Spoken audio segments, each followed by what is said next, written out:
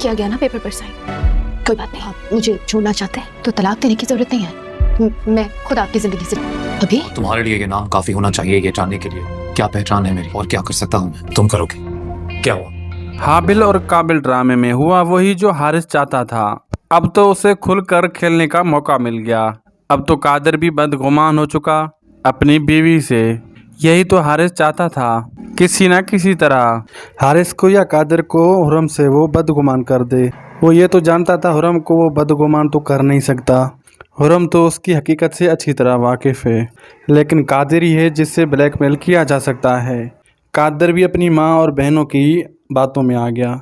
ये भी नहीं सोचा कि हुरम ने उसका साथ तब दिया जब कोई भी उसका साथ देने के लिए तैयार नहीं था। लेकिन बहुत जल्द कादर को रियलाइज हो जाएगा हारिस तो पहले ही दिन से हमारा साथ नहीं चाहता था, वो हमें एक साथ देख ही नहीं सकता था।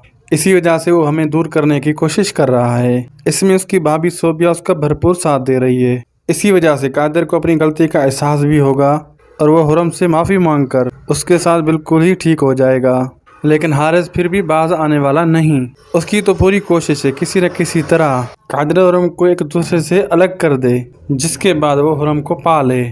हुरम उसकी जिद बन चुकी है और वो कादर और उसको ज़िंदगी से निकालना चाहता है। इसी वजह से दोनों भाइयों की आपस में लड़ाई भी हो जाएगी।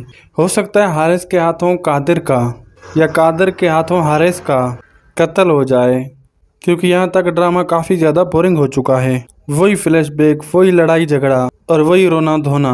किस किस को ये ड्रामा बोरिंग लग रहा है कमेंट सेक्शन में ज़रूर बताएं। वीडियो अच्छी लगी तो लाइक करें, दोस्तों से शेयर करें। मिलते हैं नेक्स्ट वीडियो में। अल्लाह हाफिज़।